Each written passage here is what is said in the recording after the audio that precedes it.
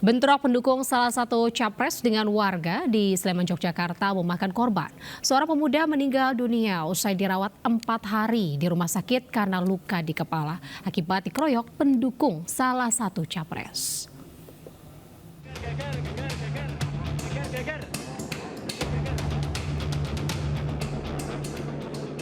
Video amatir warga yang merekam aksi bentrokan pendukung salah satu capres-cawapres dengan warga di Simpang 3, Maguwo Harjo, 24 Desember lalu. Bentrokan terjadi saat rombongan konvoi capres-cawapres memasuki gang permukiman warga di Dusun Kembang, Maguwo Harjo, Sleman, Yogyakarta. Beberapa oknum pendukung capres-cawapres tersebut diduga merusak beberapa atribut partai yang ada di dalam kampung hingga terjadi keributan. Bentrokan membawa korban, 2 orang pemuda di kampung tersebut terluka akibat dikeroyok massa. 1 korban luka-luka di beberapa tubuh dan mendapat jahitan di bagian kepala. 1 korban lagi meninggal dunia setelah koma dalam perawatan di rumah sakit selama 4 hari. Korban meninggal atas nama Muhandi Mawanto, meninggalkan seorang istri dan 1 anak. Dian Anggraini, salah satu orang tua korban selamat yang pada saat kejadian melihat langsung aksi bentrok tersebut, tak menyangka anaknya juga menjadi korban kekerasan hingga luka di beberapa bagian tubuh dan mendapat jahitan di bagian kepala. Saya mencari adik atau anak saya untuk saat itu. Terus saya nemuin anak saya. Nggak ada, saya cari-cari. Terus saya cuma ada kabarnya saya naik motor keluar terus sudah dibawa ke rumah sakit. Saat ini polisi telah menangkap 2 pelaku pengeroyokan, 1 diantaranya masih remaja di bawah umur. Polisi masih memburu 2 pelaku lainnya yang diduga ikut mengeroyok korban. Dari Sleman, Yogyakarta, Gali Wisma melaporkan. Pemirsa, akibat alami remblong, sebuah mobil minibus syarat penumpang terjun ke jurang di Banjarnegara, Jawa Tengah. Naas, sebelum terjungkir, minibus sempat menabrak pick-up dan menyebabkan 12 penumpang alami luka-luka.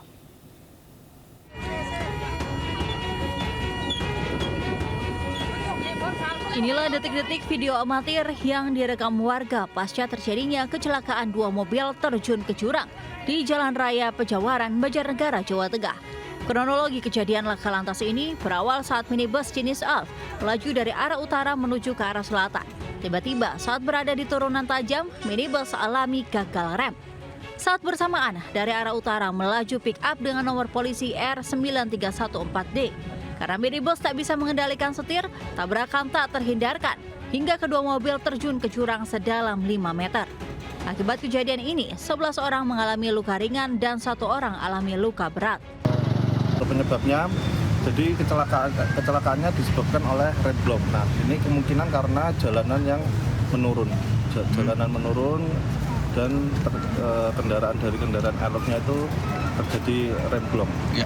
Kendaraan yang terlibat ada 2, 1 elok sama 1 pickup. Nah, untuk korban yang terlibat ada 12, keterangannya 1 luka berat dan 11 luka ringan.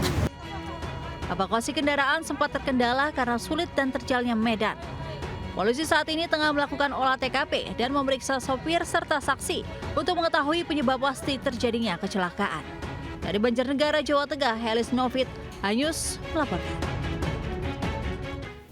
Perayaan Tahun Baru 2024, Pesta Kembang Api dan Petasan. Warga Kampung Jepara, Kota Surabaya membawa petaka. 4 gudang kayu dan plastik ludes terbakar yang diduga akibat kembang api yang masih menyala jatuh ke gudang kayu.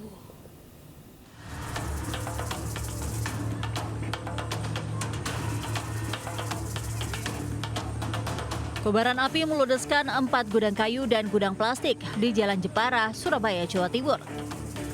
Diduga kebakaran terjadi akibat percikan api dari kembang api warga.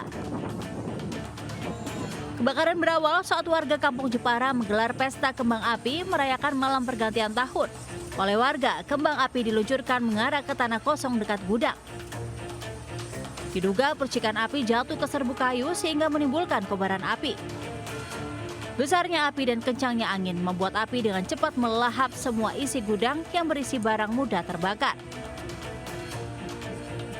Petugas pemadam kebakaran Kota Surabaya sempat kesulitan menuju lokasi kebakaran karena jalan perkampungan sempit serta banyak portal besi di ujung gang.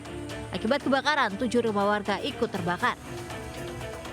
Iya, dari kembang api yang Dugaannya itu ya Pak? Iya. Ada berapa rumah Pak? Yang untuk sementara ini ya sederetan ini yang parah ini sekarang ada 4 rumah. 4 yang rumah. habis. Belakang? Iya, yang habis. Tapi rata-rata cuma belakangnya saja yang kena. Sudah teratasi. Puluhan mobil damkar diturunkan untuk memadamkan api. Api berhasil dilokalisir setelah 4 jam proses pemadaman. Dari Surabaya, Nur Syafi'i Ayus melaporkan.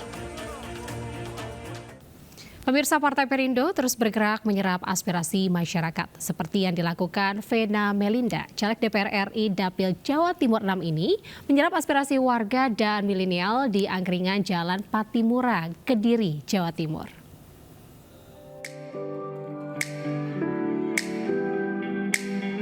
Jaring aspirasi dari masyarakat dan generasi milenial, caleg DPR RI Dapil Jawa Timur 6 nomor urut 1 dari Partai Perindo, Vena Melinda, menggelar ngopi bareng di angkringan Jalan Patimura, Kota Kediri, Jawa Timur. Vena mensosialisasikan program pro rakyat Partai Perindo dan simulasi cara mencoblos pada pemilu 2024 mendatang. Kalau ibu-ibu seperti biasa ya, harga-harga sembako, pendidikan untuk anak-anaknya. Kalau dari bapak-bapak harapannya adalah caleg-caleg dari Partai Perindo adalah caleg-caleg yang amanah dan Indonesia kedepannya tidak ada lagi korupsi, no corruption. Kalau bisa sekolah-sekolah baik di kota maupun di desa itu sarananya cukup baik, dari fasilitas gedung maupun kesejahteraan dunia. Sebelumnya, Vena Melinda juga mengajak kaum milenial dan Gen Z ngopi bareng di Kafe Balok Kayu, Kota Kediri untuk berdiskusi dan bertukar pikiran.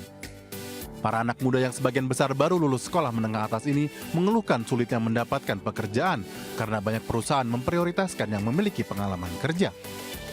Gimana cara lapangan kerja agak lebih terbuka buat anak muda yang baru lulus dari SMK. Dan itu sangat membantu sekali sih.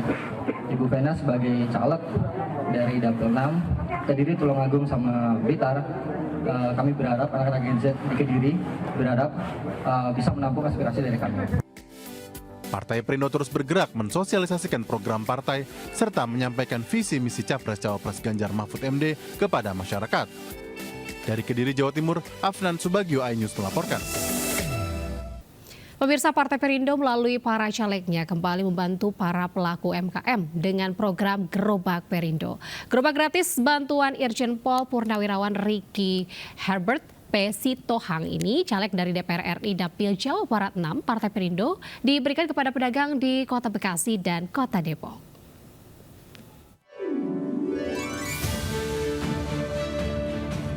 Darmi dan Jumiati, pedagang nasi goreng dan nasi uduk di Kota Bekasi, Jawa Barat, mengaku bersyukur mendapat bantuan gerobak dari Partai Perindo.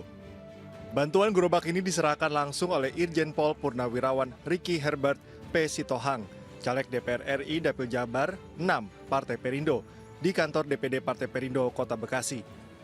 Sangat membantu kami, terutama peduli dengan rakyat kecil. Saya bersyukur dan terima kasih telah menerima gerobak peduli dari PT Perindo. Bekasi Kota ada 2 gerobak Perindo, 3 di Kota Depok. Untuk minggu berikutnya Bekasi Kota mendapatkan 3 gerobak Perindo, 2 di Depok. Jadi seluruhnya 10 gerobak Perindo yang akan kita serahkan kepada masyarakat. Tak hanya di Kota Bekasi, 3 pedagang sekaligus kader Partai Perindo Kota Depok juga menerima gerobak Partai Perindo secara gratis dari Irjen Pol Purnawirawan Ricky Herbert P. Sitohang.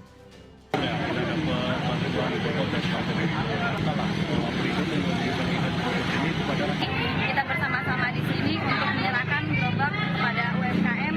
Tujuannya adalah bahwa Partai Perindo memberikan bukti bahwa memang Partai Perindo adalah tujuannya untuk mensejahterakan masyarakat Indonesia. Kader dan caleg Partai Perindo optimis dapat meraih kemenangan pada pemilu 2024 mendatang, serta mengantarkan pasangan Capres-Cawapres Ganjar Mahfud sebagai pemimpin masa depan. Tim Liputan iNews melaporkan. Pemirsa, kawasan wisata Kota Tua menjadi pilihan masyarakat untuk mengisi waktu libur Natal dan Tahun Baru 2024. Tak hanya warga dalam kota, wisatawan luar kota pun banyak dijumpai di destinasi wisata yang menyuguhkan panorama tempo dulu ini.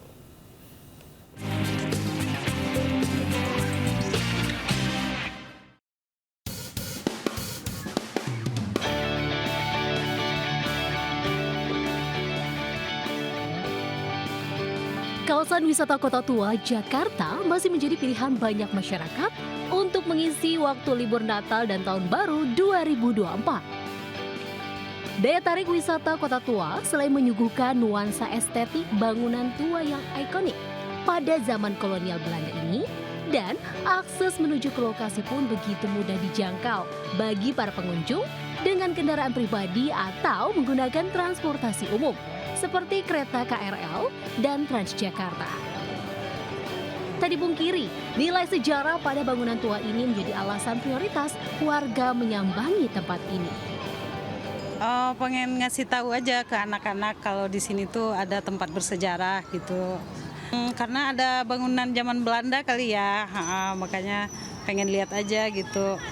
Jadi bisa langsung gitu, gak perlu jalan jauh-jauh, jadi cukup strategis. Dan kalau di Jakarta itu gedung-gedung besar, gedung-gedung tinggi. Nah ternyata ada loh di Jakarta itu kota yang dimana masih ada menyimpan sejarah lama di dalamnya begitu. Museum Fathahillah menjadi tempat utama pengunjung untuk bersuah foto bersama keluarga. Selain mengunjungi beberapa museum dengan harga tiket yang ramah di kantong di area komplek Kota Tua. Fasilitas sepeda untuk keliling Kota Tua atau sekedar duduk santai sambil menikmati beragam atraksi seni pun bisa jadi pilihan pengunjung. Di Jakarta, Widya Bayujati, Leman, iNews melaporkan. Taman Marga Satwa Ragunan menjadi salah satu destinasi wisata favorit untuk menghabiskan libur tahun baru, khususnya untuk anak-anak yang masih liburan sekolah. Selain wisata edukasi bagi anak, tiket yang murah, warga juga bisa menyaksikan beragam satwa.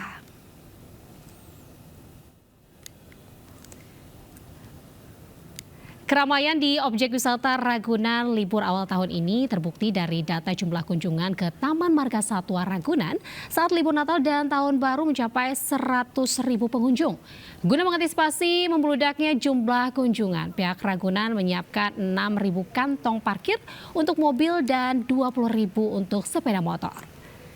Minat yang tinggi terhadap destinasi wisata ini dipengaruhi harga tiket yang murah, yakni Rp3.000 hingga Rp4.000 saja.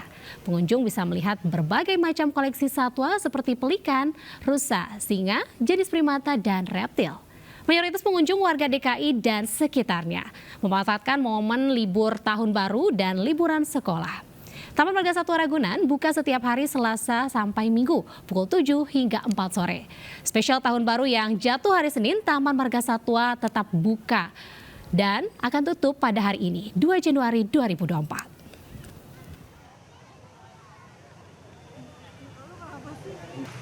Pemirsa, pasca dipadati ratusan ribu pengunjung pada pergantian tahun malam tadi, Monas masih menjadi destinasi favorit bagi masyarakat DKI Jakarta dan sekitarnya di hari pertama tahun 2024.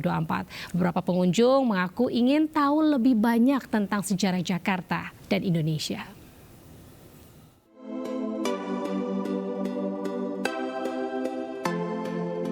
Pasca dipadati ratusan ribu pengunjung pada pergantian tahun, Monas masih menjadi destinasi favorit bagi masyarakat DKI Jakarta dan sekitarnya di hari pertama tahun 2024. Hingga Senin siang terpantau ramai antusias masyarakat yang sedang menikmati liburan bersama keluarga. Tidak hanya masyarakat dari DKI Jakarta dan sekitarnya saja, namun terdapat juga pengunjung dari luar provinsi seperti Sumatera dan lainnya.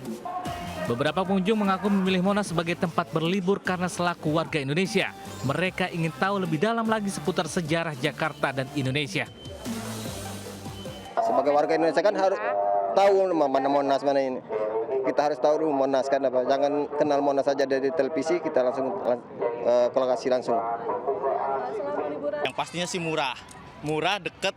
Kemudian juga ya enak lah anak-anak bisa main ke sana kemari sekaligus ngelihat juga ya Indonesia itu seperti apa gitu. Untuk masyarakat yang akan berlibur ke Monas mengingat antusias masyarakat yang masih sangat tinggi, diimbau untuk lebih berhati-hati terhadap barang bawaan agar tidak terjadi kehilangan dan hal lainnya yang tidak diinginkan. Dari Jakarta, Nurwenda, Abdul Aziz, Oki Mahendra, iNews melaporkan. Ya pemirsa, hari pertama di tahun 2024 ribuan warga memadati kawasan Pantai Parangtritis, Bantul, Yogyakarta. Sebagian warga bahkan datang sejak malam menjelang pergantian tahun dan tidur di pantai untuk menikmati sunrise pertama di awal tahun 2024. Ribuan wisatawan tumpah ruah di Pantai Parangtritis untuk menikmati libur tahun baru Senin pagi. Mereka datang tidak hanya dari wilayah Yogyakarta, namun juga dari berbagai daerah. Kondisi ombak yang cukup besar di awal tahun ini membuat pengunjung harus waspada dan ekstra hati-hati dalam bermain air di pantai. Petugas pengawas pantai pun mengingatkan setiap pengunjung untuk tidak bermain air di pantai yang sudah diberi tanda bahaya berupa bendera. Keindahan dan suasana Pantai Parangtritis yang melegenda membuat destinasi wisata utama di Bantul ini tak pernah sepi pengunjung.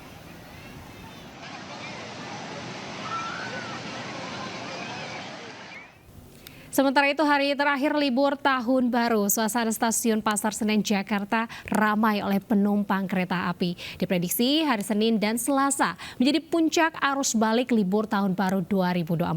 Per hari Senin tercatat 40.000 penumpang telah kembali ke Jakarta.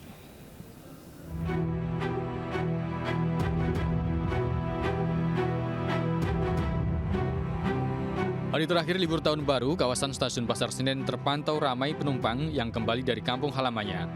Per hari Senin tercatat 42.000 penumpang kembali ke Jakarta. Dari jumlah tersebut, 30.000 penumpang turun di stasiun Pasar Senen dan stasiun Gambir, sedangkan sisanya turun di stasiun Bekasi dan Jatinegara.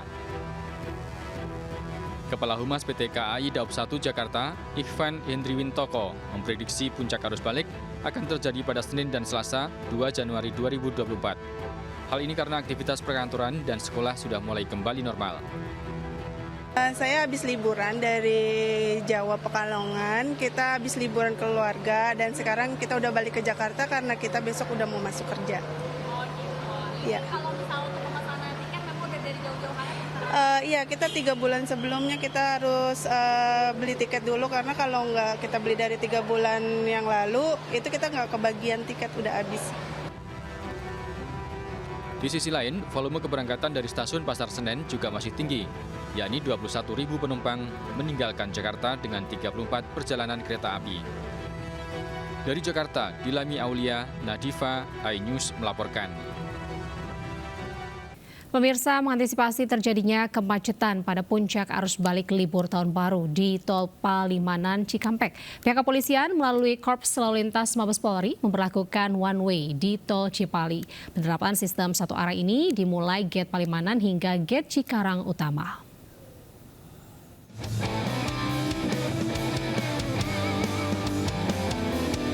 Petugas kepolisian Korps Lalu Lintas memberlakukan one way mulai gate Palimanan hingga gate Cikampek pada pukul 19.30 waktu Indonesia Barat hingga 24.00 waktu Indonesia Barat. Penerapan sistem satu arah ini untuk mengantisipasi kemacetan seiring dengan meningkatnya jumlah kendaraan pada puncak arus balik libur tahun baru. Selanjutnya arus lalu lintas mulai dari pintu Cikatama arah Jakarta diterapkan kontraflow. Berakhirnya masa liburan tahun baru membuat volume kendaraan dari arah Jawa Tengah menuju Jakarta meningkat. Namun penerapan puncak arus balik ini membuat kendaraan yang singgah ke rest area seperti di KM 164 berkurang. Akibatnya omset pedagang di rest area berkurang hingga 10-15% dari keadaan normal. Tentunya untuk para pedagang itu sangat berpengaruh sekali ya Pak ya. Karena untuk buka tutup sendiri aja berapa menit mereka kehilangan omset berapa gitu. Diperkirakan puncak arus balik akan berlangsung hingga tanggal 2 Januari 2024. Berakhirnya masa libur cuti bersama membuat volume kendaraan dari Jawa ke arah Jakarta meningkat. Pada puncak arus balik ini sebanyak 140.000 kendaraan diprediksi masuk ke wilayah Jakarta, Bogor, Tangerang, dan Bekasi.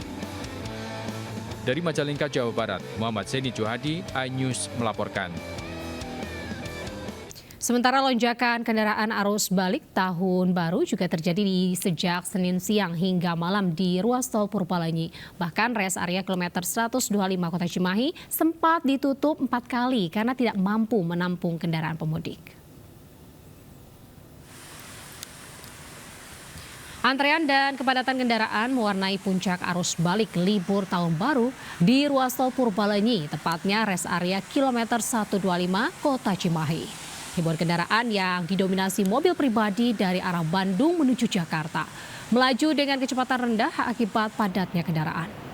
Kasat Lantas Polres Cimahi AKP Sudiryanto mengatakan lonjakan volume kendaraan terjadi sejak Senin siang. Bahkan petugas sempat 4 kali menutup res area 125 karena tidak mampu menampung kendaraan. Kepadatan kendaraan arus balik libur tahun baru terus terjadi hingga Senin malam.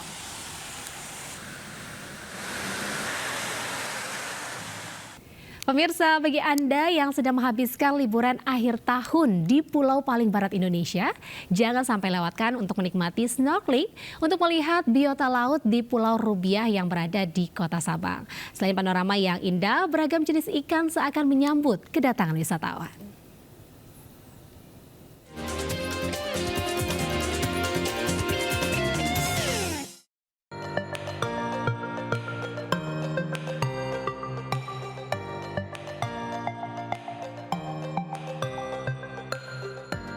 Memasuki tahun 2024, sejumlah objek wisata di Nusantara kini menjadi incaran warga untuk sekedar melepas penat atau menghabiskan waktu kebersamaan bersama keluarga. Nah, bagi Anda yang tengah berkunjung ke Kota Sabang, tak ada salahnya untuk menikmati sensasi snorkeling di Pulau Rubiah, Desa Iboy, Kecamatan Sukamakmur, Sabang. Hamparan laut nan luas dengan terumbu karang yang indah serta lalu lalang aneka jenis ikan menjadi daya tarik tersendiri bagi wisatawan. Nah, jika Anda ke pulau paling barat Nusantara ini, rasanya belum lengkap jika tidak mencoba sensasi snorkeling. Alhamdulillah kondisinya masih bersih, bisa terlihat jelas, ada ikan, ada terumbu karang, masih bebas sampah. Semoga tetap terjaga dan semakin banyak koleksi hayati di sini, Bang. Lokasi snorkeling Pulau Rubiah mudah dijangkau wisatawan. Pengunjung cukup menyewa perahu sebesar Rp250.000 untuk 12 orang penumpang dengan menempuh perjalanan sekitar 40 menit dari pusat kota Sabang. Dari Sabang Aceh, Syukri Syarifuddin, Ayus melaporkan. Tradisi Siat Yeh menjadi tradisi unik warga Desa Suat, Kabupaten Gianyar, Bali untuk menyambut Tahun Baru 2024. Tradisi Siat Yeh atau perang air dipercaya sebagai cara untuk menyucikan diri dalam memasuki Tahun Baru.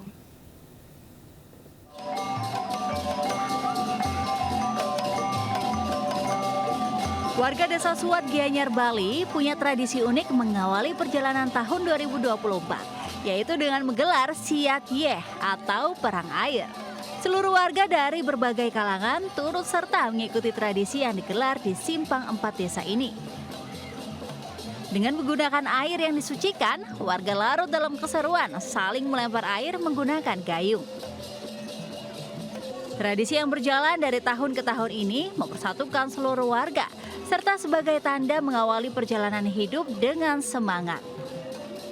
Melalui perang air, berbagai hal negatif di tahun lalu ditanggalkan, serta menyucikan diri untuk menyambut tahun yang lebih baik. Sehingga festival ini bisa berkesinambungan. Bersyukur kami sudah 9 tahun bisa menggelar festival ini dan sudah terbukti dengan sumber daya yang terbatas, dana yang terbatas kami bisa melaju dan kami berharap ke depan ini festival ini akan menjadi lebih besar lagi. Keseruan tradisi ini tidak hanya dinikmati warga lokal saja. Wisatawan pun turut meramaikan perang air ini. Dari Gianyar, Bali, Ketut Catur Kusumaningrat, Ayus melaporkan. Sebuah tanggul penahan milik Gereja Oikumene yang berada di Jalan Insinyur Soekarno, Kota Kendari, Sulawesi Tenggara, ambruk Minggu sore. Detik-detik ambruknya tanggul terekam kamera warga dan membuat jemaat gereja yang akan melaksanakan ibadah panik.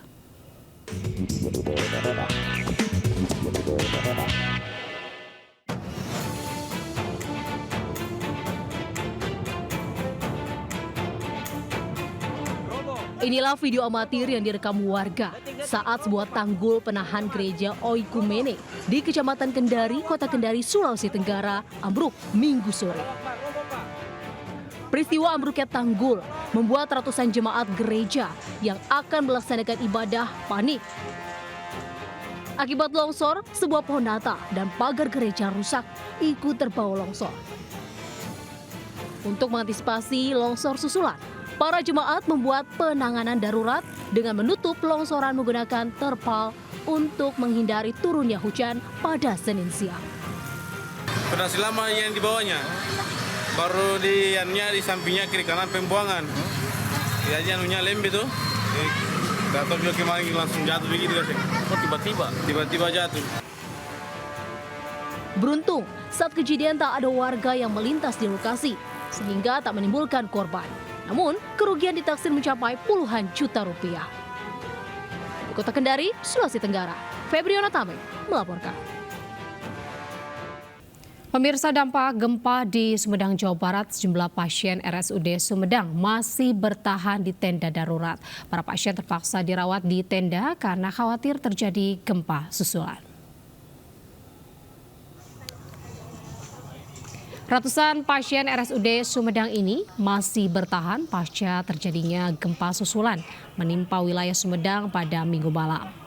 Guncangan gempa tersebut memaksa 300 lebih pasien RSUD dievakuasi ke tenda darurat. Selain pasien rumah sakit, sebanyak 200 jiwa juga masih bertahan di tenda darurat. Mereka merupakan warga yang rumahnya rusak akibat guncangan gempa.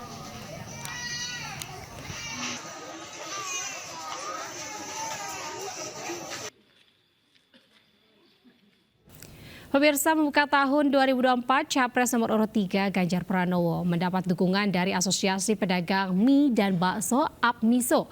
Dalam kesempatan ini, Ganjar didampingi Ketua Umum DPP Partai Perindo, Haritanu Sudibyo.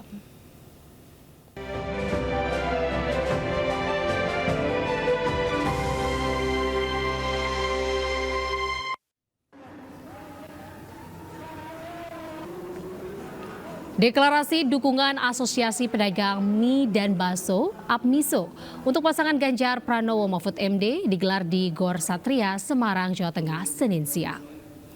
Capres nomor urut 3 Ganjar Pranowo hadir didampingi Ketua APMISO Lasiman serta Ketua Umum Partai Perindo Haritanu Sudibyo. Ganjar mengapresiasi dukungan dari APMISO yang dinilai sebagai cerminan bersatunya kelompok rakyat. Ganjar pun berjanji penuhi harapan APMISO. Timbal balik berupa kemudahan bagi para pedagang jika nantinya memenangkan pemilu 2024.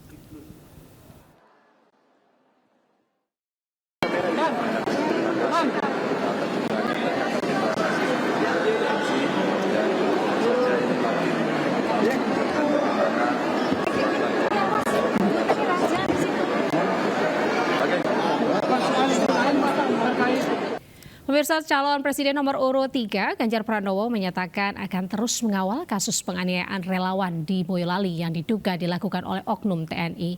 Ganjar juga telah menghubungi Pangdam 4 di Ponorogo dan meminta agar kasus tersebut diusut tuntas.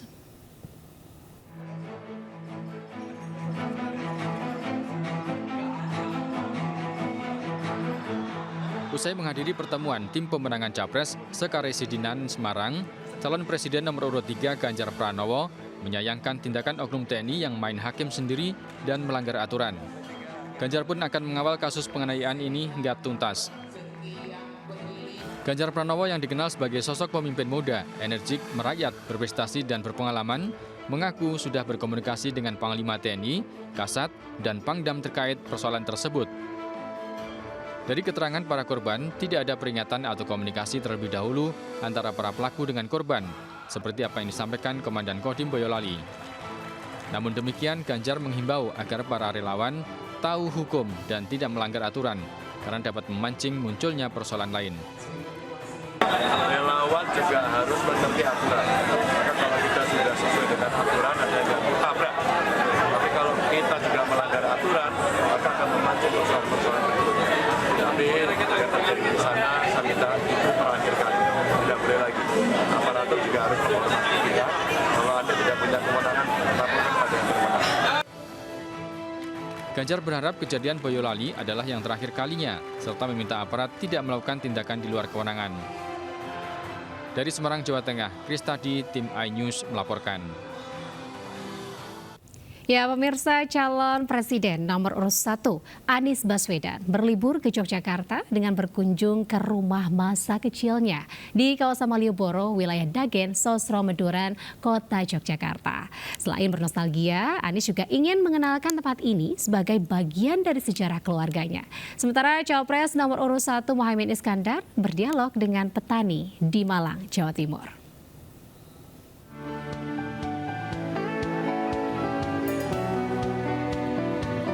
Sebuah rumah tua di daerah Taman Juwana, Dagen, Sosro Menduran, Kota Yogyakarta ini menjadi bagian penting bagi calon presiden nomor urut 1 Anies Baswedan.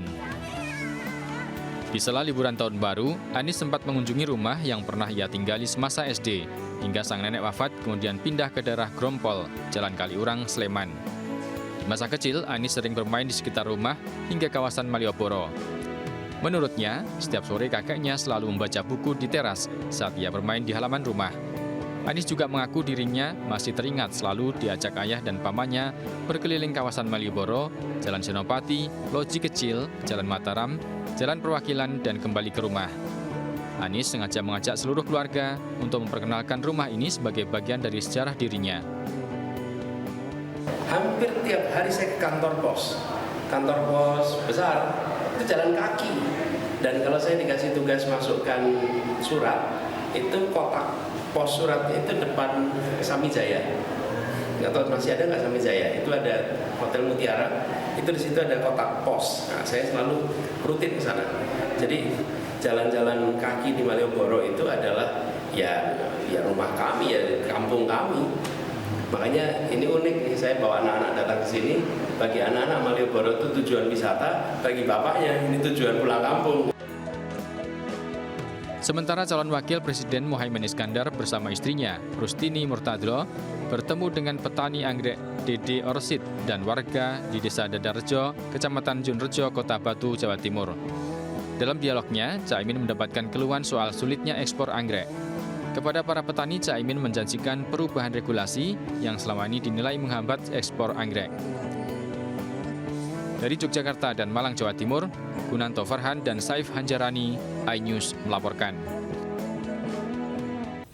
Sementara itu, calon wakil presiden atau cawapres nomor urut 2, Gibran Rakabuming Raka, memulai kampanye di Kabupaten Sragen, Jawa Tengah. Dalam kunjungannya, Gibran sempat mengikuti senam gemoy di Terminal Lama, Kecamatan Gemolong, dilanjutkan dengan belusukan ke Pasar Gemolong. Dalam kampanye hari pertama di tahun 2024, Gibran berbaur dengan warga Sragen, Jawa Tengah. Dalam interaksinya ini dengan masyarakat, Gibran juga berpesan untuk menciptakan suasana kondusif menjelang pemilu.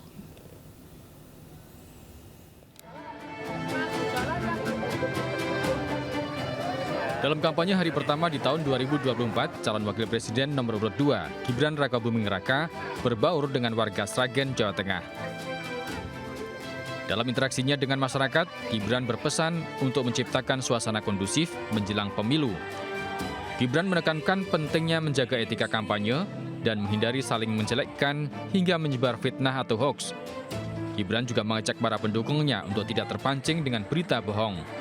Ia mengingatkan masyarakat agar selalu memantau lembaga survei dan membawa pilihan politik dengan sikap yang dewasa. Ya, masalah pertanian, masalah pupuk, masalah bumbu paut, masalah anak-anak muda, berkaitan fakultas sama UMKM. Ya, itu aja ya. Terima kasih. Gibran menekankan bahwa perbedaan pilihan politik tidak seharusnya mengganggu keharmonisan keluarga. Dari Sragen, Jawa Tengah, Joko Piroso, iNews melaporkan. 2 baliho pasangan Capres-Cawapres nomor urut 2, Prabowo Subianto, Gibran Rakabuming Raka, terpasang di landmark atau icon Welcome to Batam. Bawaslu pun mencopot baliho tersebut karena melanggar aturan atau tidak sesuai dengan zona yang ditentukan KPU.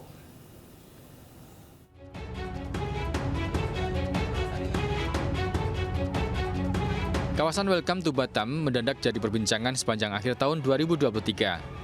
Pada Minggu 31 Desember 2023, baliho Prabowo Gibran dipasang pada 2 huruf O pada tulisan Welcome to Batam. Baliho Prabowo Gibran dipasang mengikuti pola huruf O pada ikon tersebut. Tidak ada yang salah, hanya saja pemasangan alat peraga kampanye itu tidak pada tempatnya sesuai ketentuan dari KPU.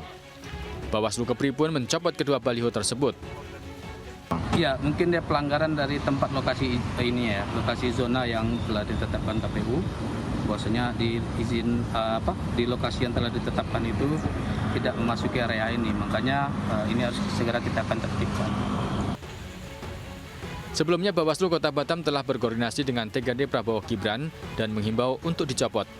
Landmark Welcome to Batam salah satu ikon yang mendunia. Banyak wisatawan mancanegara dan lokal datang ke kawasan Welcome to Batam sekedar untuk bersuah foto. Dari Batam, Kepulauan Riau, Gusti Yonusa, iNews melaporkan.